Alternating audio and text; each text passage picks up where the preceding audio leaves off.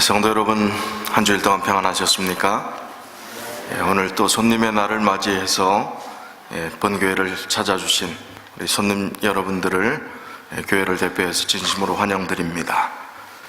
여러분 행복하십니까? 정말입니까? 오늘 제목이 뭐지요?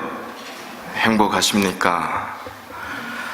우리가 생각하는 그 행복의 개념이 어떤 것인지 한번 오늘 말씀과 비교해 보시면 좋을 것 같습니다. 오늘 본문의 말씀은 전도서 6장 6절 말씀입니다. 제가 봉독해 드리겠습니다. 그가 비록 천년의 갑절을 산다 할지라도 행복을 보지 못하면 마침내 다 한 곳으로 돌아가는 것뿐이 아니냐. 천년의 갑절은 몇 년이에요? 2000년을 산다 할지라도 행복을 보지 못하면 마침내 다 한 곳으로 돌아가는 것뿐 아니냐. 다 한 곳으로 돌아가는 것은 무엇을 의미합니까?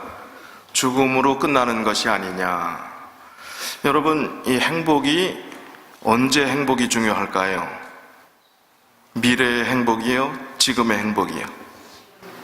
우리 그리스도인들은 성경의 사상이 어느 정도 그런 경향이 있지만 현세를 아주 고행하고 또 어떤 면에서는 어렵게 잘 신앙생활하기 위해서 현실을 포기하면서까지 미래를 우리가 얻으면 된다 하는 그 개념들을 가지고 있는 것 같아요. 그런데 미래의 하늘나라에 가서 우리가 어떻게 살아야 될지, 다음 세상에 어떻게 살아야 될지에 대한 염려를 할 필요가 있을까요? 하늘나라 가서 무슨 내가 어떤 계획을 하고 또 무슨 먹고 살기 위해서 또 궁리하고 그럴 필요가 있나요? 그럼 미래에 대한 그 이후의 삶은, 그 행복은 염려할 필요가 없는 것입니다. 다 보장된 것입니다. 그렇다면 언제 행복이 중요합니까? 오늘의 행복, 지금의 행복이 중요합니다. 그 행복이 어떤 것이냐? 세상의 사람들이 추구하는 그 행복이 아니라 정말 참 행복, 어떤 것과도 바꿀 수 없는 진정한 행복이 오늘 경험될 때 우리가 미래를 준비하는 그 일은 어려운 것이 아니고, 또 기독교 신앙을 한다는 것은 하지 말라 하는 것이 많은 것이 아니라 그리스도 안에서 더 많은 것을 누리고 감사하고 기쁘게 살아가는 삶임을 경험하게 될 것입니다.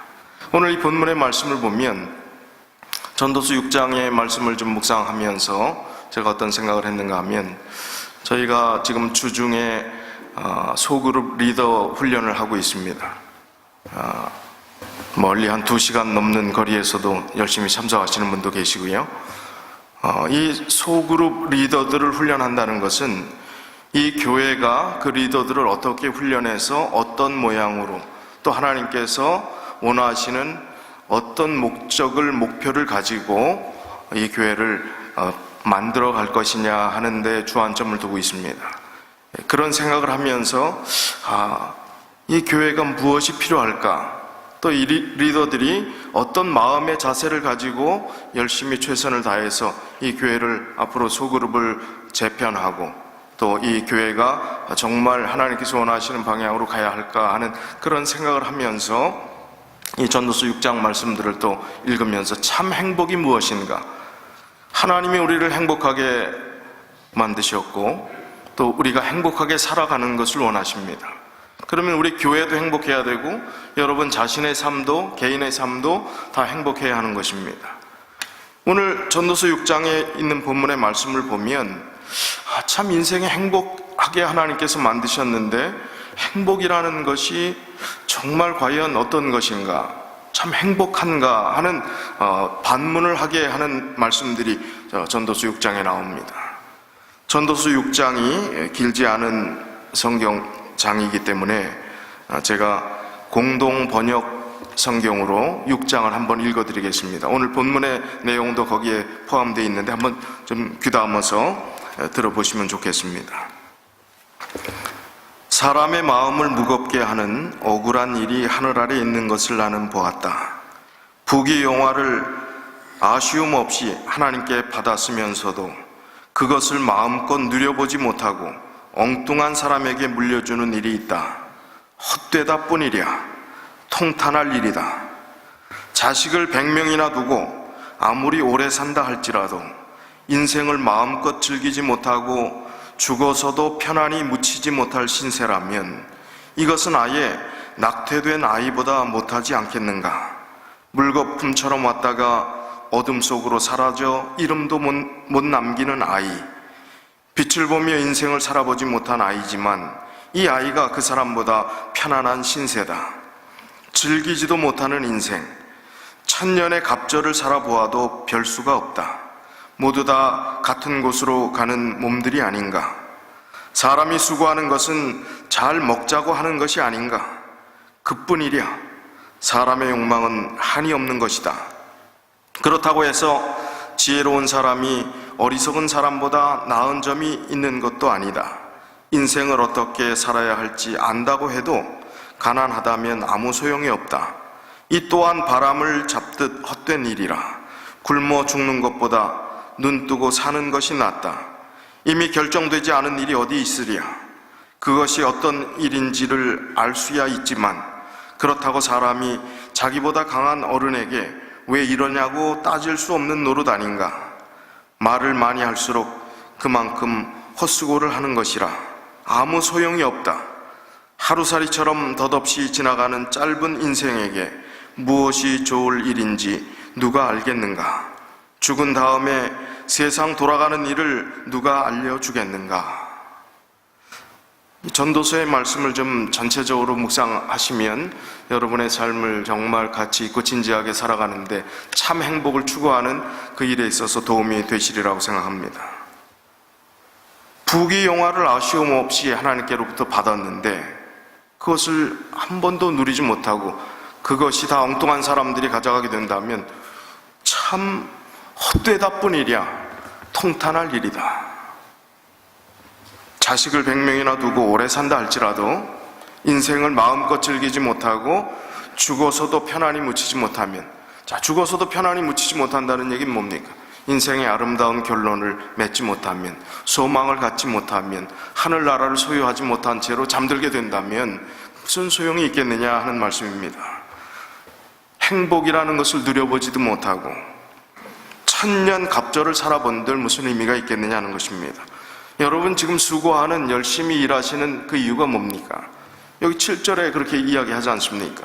사람이 수고하는 것은 뭐 하기 위해서 여러분들이 지금 피땀 흘리는 거예요? 잘 먹자고 하는 것이 아닌가. 뭐 먹는 것이 단지 음식을 이야기하는 것은 아니지요. 정말 가치 있고 보람된 인생을 살기 위해서 지금 수고하는 것이 아닌가. 그런데 여러분 너무나 열심히 바쁘게 일하시니까 끼니를 어떻게 하십니까? 때우거나 건너뛰거나 뭐 제대로 끼니를 뭐 식당을 하시는 분이 그 손님에게 제공하는 그 식사를 제대로 하십니까? 그보다 훨씬 못한 음식들을 드시잖아요. 수고하는 이유가 무엇인가?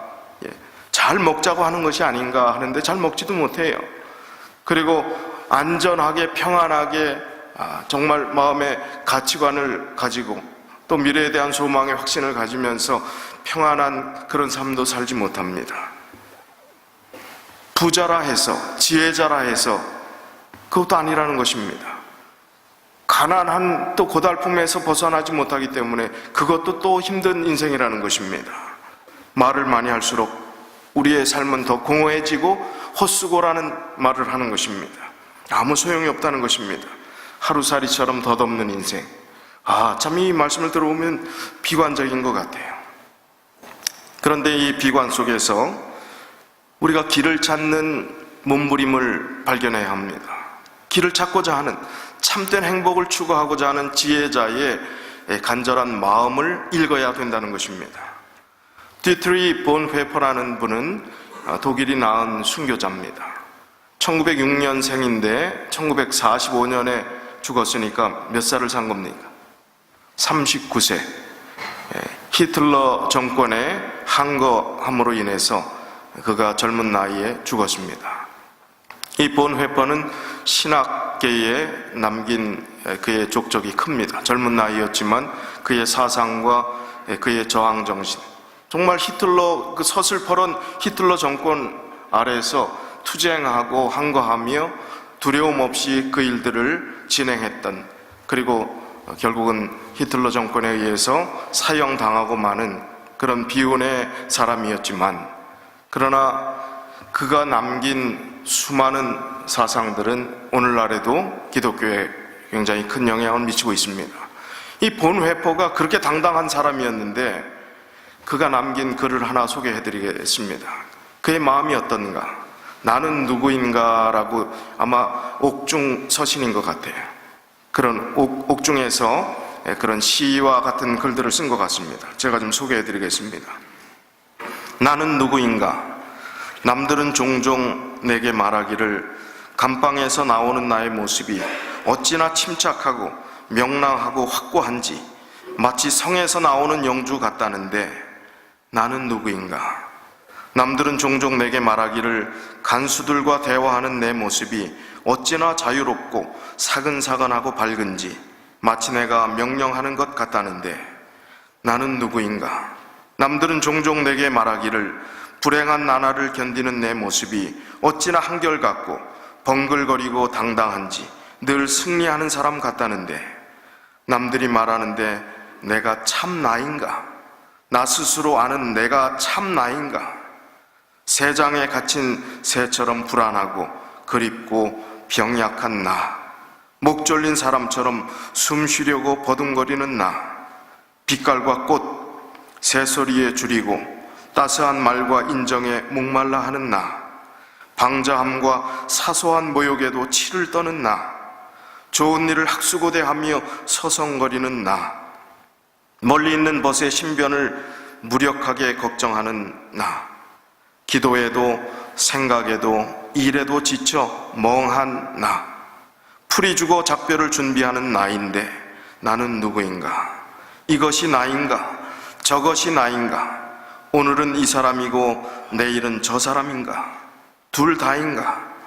사람들 앞에서는 허세를 부리고 자신 앞에서는 천박하게 우는 소리 잘하는 겁쟁이인가? 내 속에 남아있는 것은 이미 거둔 승리 앞에서 꽁무니를 빼는 폐잔병 같은가? 나는 누구인가? 으스스한 물음이 나를 조롱합니다. 내가 누구인지 당신은 아시오니 나는 당신의 것입니다. 오 하나님. 그 당당하고 거칠 것이 없이 한거의 심벌이었던 이 본회포 목사도 그의 내면과 마주쳐서 그의 자신의 독백과 같이 쏟아내는 그의 감정의 표현은 외롭고 쓸쓸하고 힘들고 고달프고 연약한 존재가 이 땅에서 찾을 수 있는 행복과 위안과 희망이라는 것은 없다는 것이에요. 그가 마지막 내린 결론은 내가 누구인지 당신은 아시오니 나는 당신의 것입니다. 오 하나님, 나는 당신의 것입니다.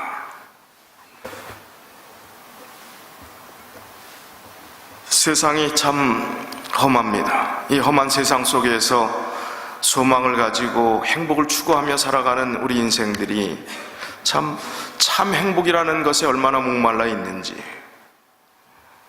우리가 많은 것을 획득하고 또 그것을 경험했다 할지라도 그것이 나에게 참 행복을 가져다 주지 못한다는 사실들을 여러분의 인생의 크고 작은 경험들을 통해서 이미 다 해보신 줄 압니다.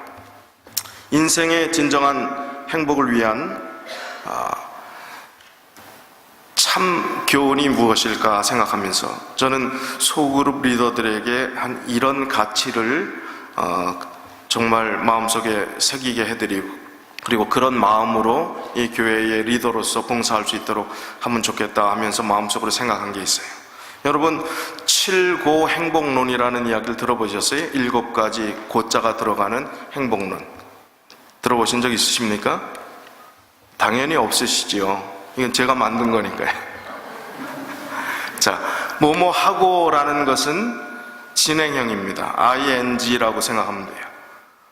자, 오늘 시간 관계상 3가지만 하고 다음 주에 나머지를 하겠습니다.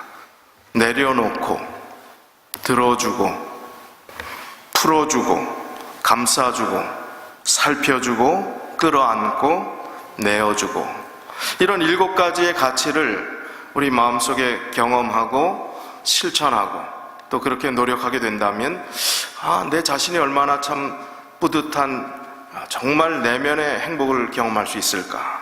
그리고 다른 사람들이 내가 이런 마음의 자세로 관계를 맺고 또 서로 그런 관계 속에서 나누고 베풀며 살아가는 인생들이면 얼마나 참 따뜻하겠는가. 이 교회는 또 얼마나 아름다워질까. 또 그로 인해서 우리 지역사회는 얼마나 더 행복해질까 하는 그런 생각을 하면서 이 몇 가지 행복론을 제 머릿속에서 생각해 봤습니다. 첫 번째, 내려놓음이라 하는 이 개념은 한자로 하면 방하착입니다. 이 방하착이 내려놓음이라는 뜻이에요. 자, 내려놓음이라는 이 방하착이라는 개념이, 방은 놓을 방자, 아래 하자, 붙을 착자입니다. 내려놓아라. 우리 성경의 가장 큰 내려놓음이 빌립보서 2장 5절로 8절의 말씀입니다. 빌립보서 2장 5절로 8절에 너희 안에 이 마음을 품으라. 곧 그리스도 예수의 마음이니 그는 근본 하나님의 본체시나 하나님과 동등됨을 취할 것으로 여기지 아니하시고 오히려 자기를 비워 종의 형체를 가지사 사람들 같이 되셨고 사람의 모양으로 나타나사 자기를 낮추시고 죽기까지 복종하셨으니 곧 십자가에 죽으심이라. 이만큼 내려놓은 분이 있습니까?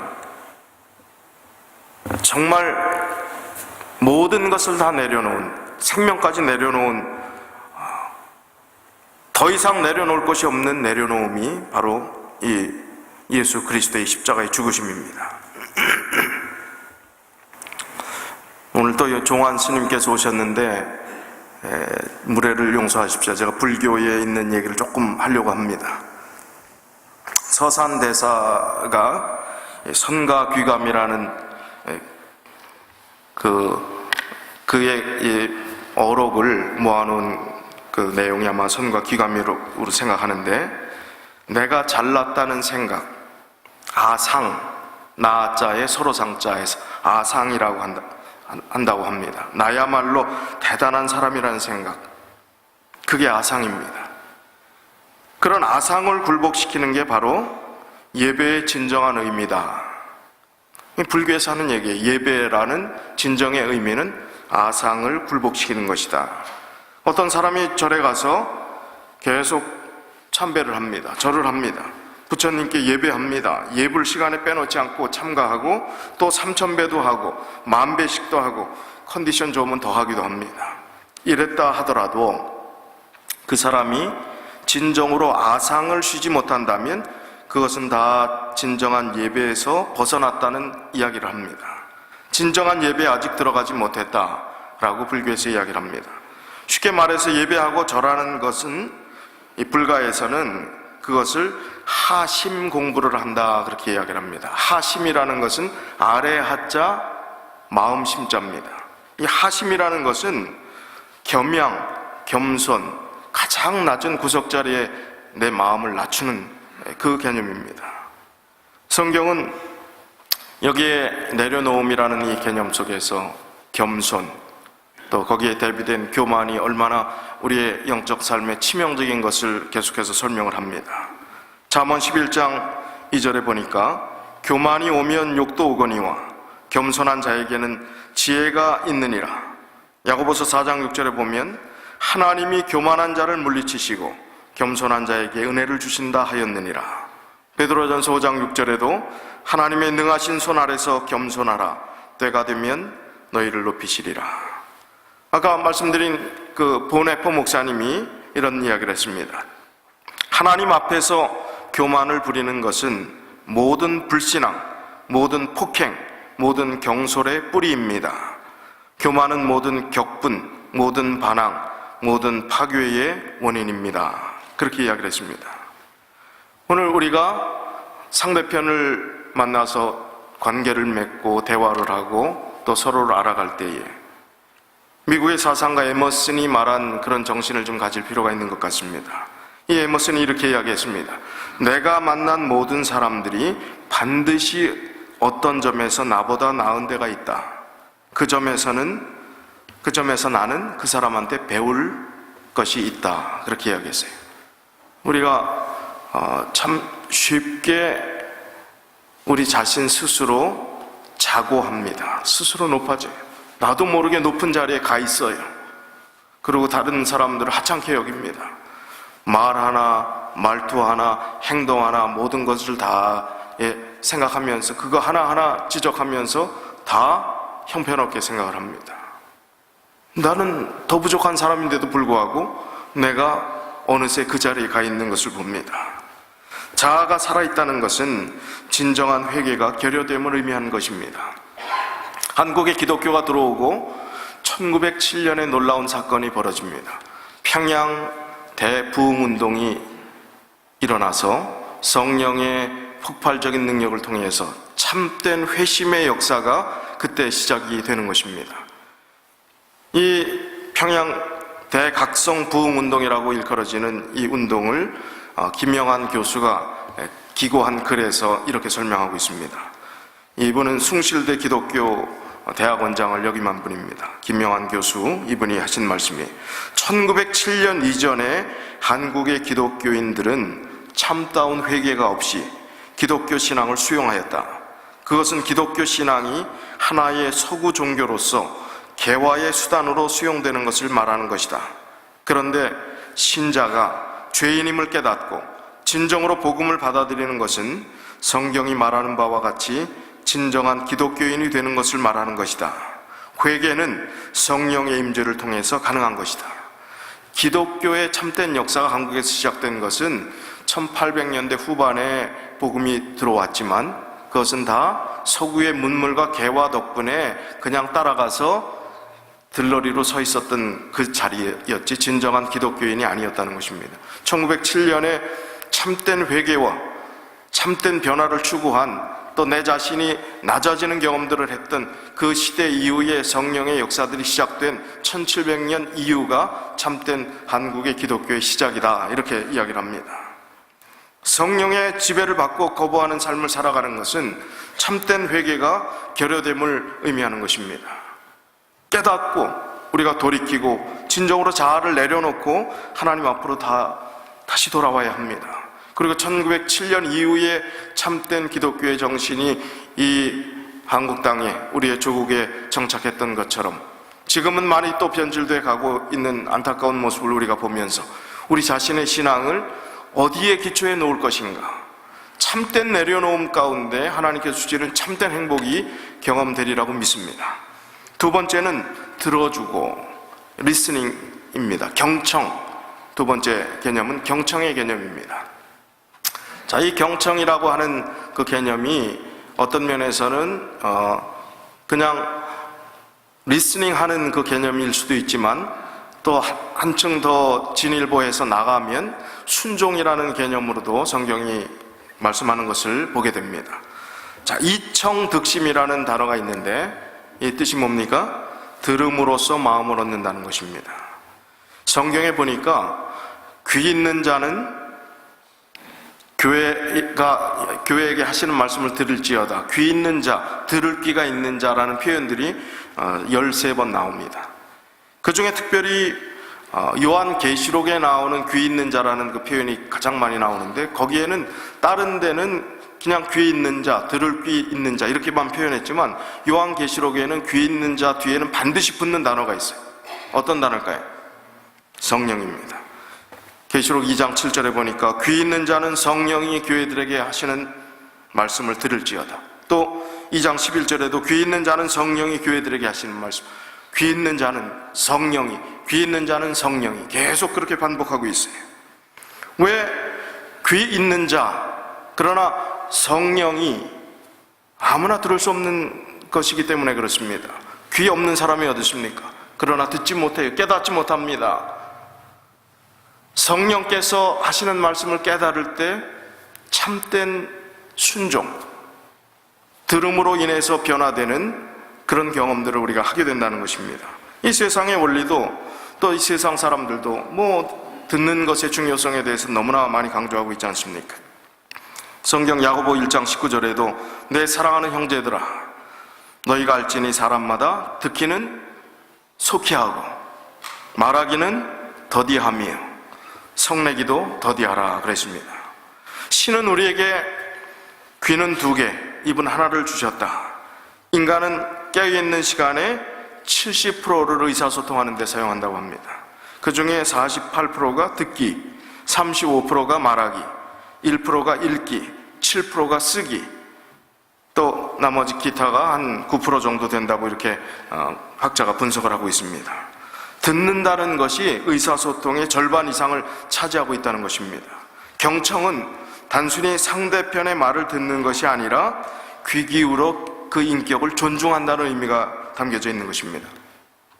미국의 철강왕 앤드류 카네기가 그의 리더십의 가장 큰 핵심이 무엇인가를 묻는 사람들에게 자기의 리더십 중에 중요한 핵심은 경청하는 것이라고 이야기를 했습니다. 카네기가 어떤 모임에서 식물학자의 이야기를 듣게 됩니다. 생전 듣도 보도 못한 식물들과 또 새로운 품종 개발 계획에 대해서 카네기는 전혀 관심 없는 분야였습니다. 모르는 분야였습니다. 그러나 상대방의 말에 몰입할 정도로 존중하면서 경청하는 태도를 보였습니다. 그 강연이 끝난 뒤에 이 식물학자는 자기가 경험한 것 중에 오늘이 가장 재미있는 대화를 나눴다. 탁월한 식견과 지혜를 가진 우리 카네기에 대해서 이야기를 하면서 경의를 표한다고 칭찬을 아끼지 않았습니다. 자기 의견 한마디도 이야기하지 않았지만 가장 잘 들어준 카네기를 향해서 가장 좋은 대화를 나눴다고 이야기를 합니다. 그런 사례는 많이 있어요. 미국의 루즈벨트 대통령도 영국의 한 장관이 왔을 때에 대화를 하는데 루즈벨트 대통령 혼자 다 얘기했어요. 그 장관은 예 그렇습니까 하고 그냥 추임새만 넣었어요. 그런데 이 프랑스 이 장관이 자기가 만나본 사람 중에 대화를 제일 잘하는 사람이라 들어주는 것이 그만큼 중요하다는 것입니다. 성경은 이 경청 존중의 단계보다 더 귀한 순종의 단계를 강조하고 있습니다. 이사야 28장 23절에 보니까 너희는 귀를 기울여 내 목소리를 들으라. 자세히 내 말을 들으라. 귀를 기울여 내 목소리를 들으라. 자세히 내 말을 들으라. 왜냐하면 생명의 길이 담겨져 있기 때문에 그냥 듣는 인간의 소리가 아니기 때문에 잠깐 그냥 존중하면서 예의를 차리고 들어주는 격식이 아니기 때문에 자세히 내 말을 들으라. 귀 기울여 내 목소리를 들으라 강조하고 있습니다.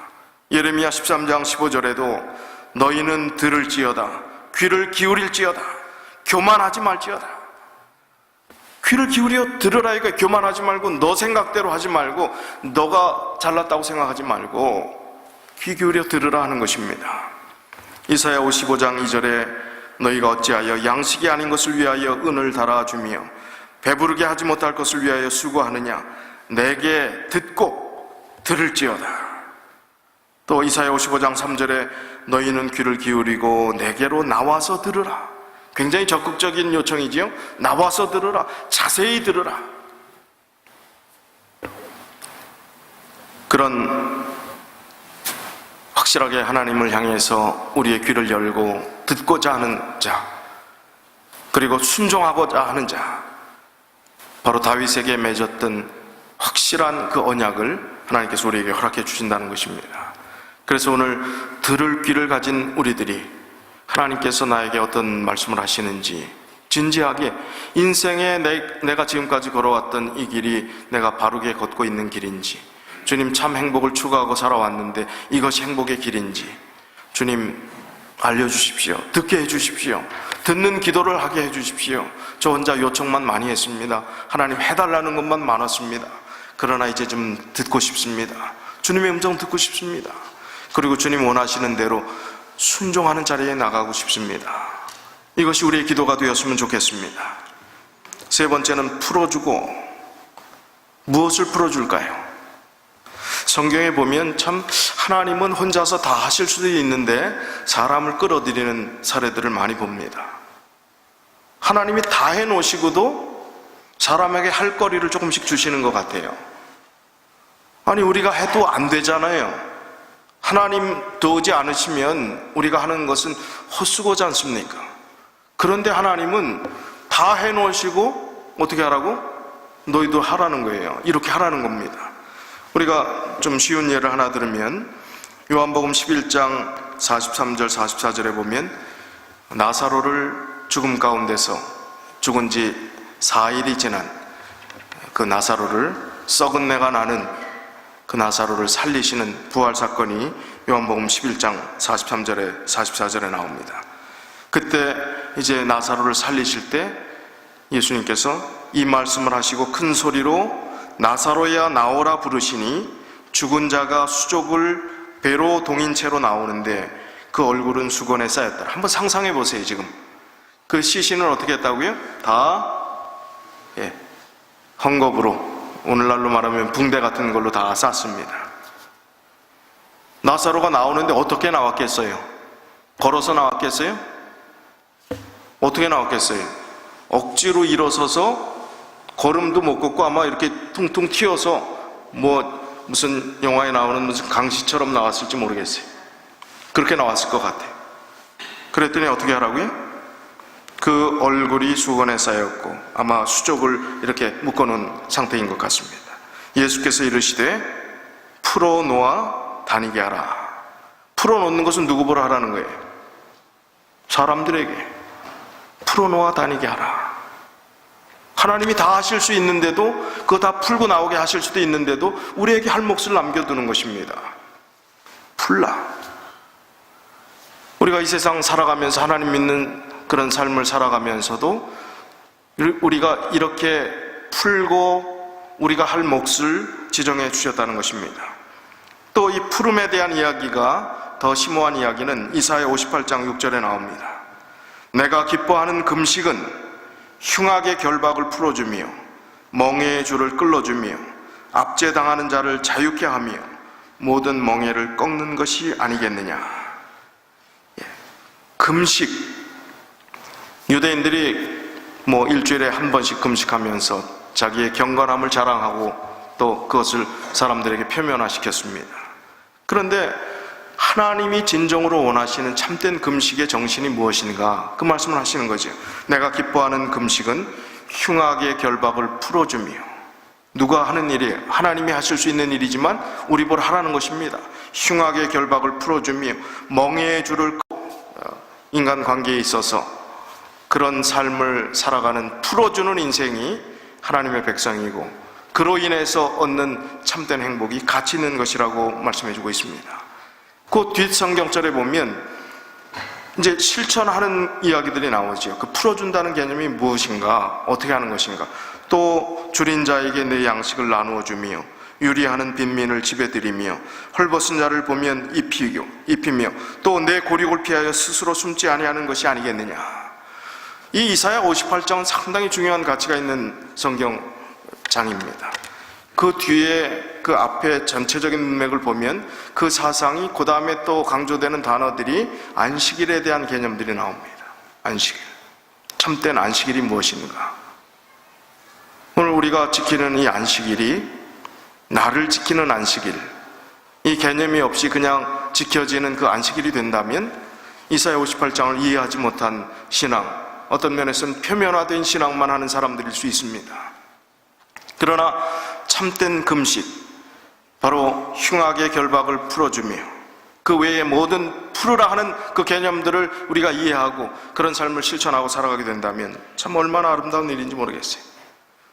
저희 교회 출석하시는 집사님 방문해서 그 가게에 가서 이야기를 좀 나눴습니다. 그분이 홈리스를 위해서 매 안식일 아침에 수육을 많이 끓이고 또 샌드위치를 준비해갖고 가서 도와주고 있어요. 자기가 처음 시작할 때 자기가 오래 하지 못할 걸로 주저해서 오랫동안 고민을 했다는 거예요. 하려면 오래 해야 되는데 조금 하다 말고 어떤 단체에서 와서 돕는다고 하고 한 번 내지 두 번 오고 그냥 안 온답니다. 또 조금 하다가 그만둔답니다. 너무 가슴이 아프다는 거예요. 어떻게든 돕고 싶은데. 이분이 얼마 동안 하셨냐고 그랬더니 10년 동안 비가 오나 눈이 오나 그 일들을 하셨다는 겁니다. 얼마나 참 감동이 되는지요. 또 줄인 자에게 내 양식을 나누어 주며 유리하는 빈민을 집에 들이며 헐벗은 자를 보면 입히고. 참된 경건은, 참된 금식은, 참된 행복은 풀어줌에서 나오는 것입니다. 거기서 내가 베풀고 나누는 그 인생이 얼마나 행복하고 가치가 있는지 그분의 말에 힘이 있어요. 그 행복함이 얼굴에 아주 묻어납니다. 바로 그러한 진정한 풀어짐, 그 경험들을 주님께서 인간에게 맡겨주신 그 부분들을 하는 것입니다. 그러나 완전한 풀어짐은, 그 해결은 누가복음 18장 7절 8절에 주신 말씀처럼 하물며 하나님께서 그 밤낮 부르짖는 택하신 자들의 원한을 풀어주지 아니하시겠느냐? 그들에게 오래 참으시겠느냐? 내가 너에게 이르노니 속히 그 원한을 풀어주시리라. 속히 그 원한을 풀어주시리라. 하나님께서 우리의 원한, 그 아픔을 풀어주실 것입니다. 우리가 적은 부분에 할 수밖에 없었던 그 풀어짐의 그 근본적인 문제를 풀어주시는 하나님, 그 풀어짐의 은혜를 우리가 같이 누리는 그 대열의 하나님 안에 믿음의 자리에 있다는 이 사실이 얼마나 참 행복한지요. 우리가 추구하는 참된 행복에 대해서 우리가 다시 한번 마음속에 깊이 생각하면 좋겠습니다. 다음 시간에 감싸주고 살펴보고 끌어안고 내어주고 하나님께서 주시는 진정한 행복이 바로 우리의 획득에 의한 것이 아니라 우리의 내면에 진정한 하나님께 주시는 참된 은혜에 있음을 생각하면서 기독교 신앙은 하지 말라는 것에 우리가 제약을 받는 것이 아니라 더 많은 것을 누릴 수 있음을 생각하고 하나님 안에서 더 많은 것들을 누릴 수 있는 신앙이 우리의 신앙임을 생각하고 정말 참된 행복을 누리며 살아가는 우리 모든 개개인의 심령들이 다 되시길 바라면서 오늘 말씀을 줄이겠습니다.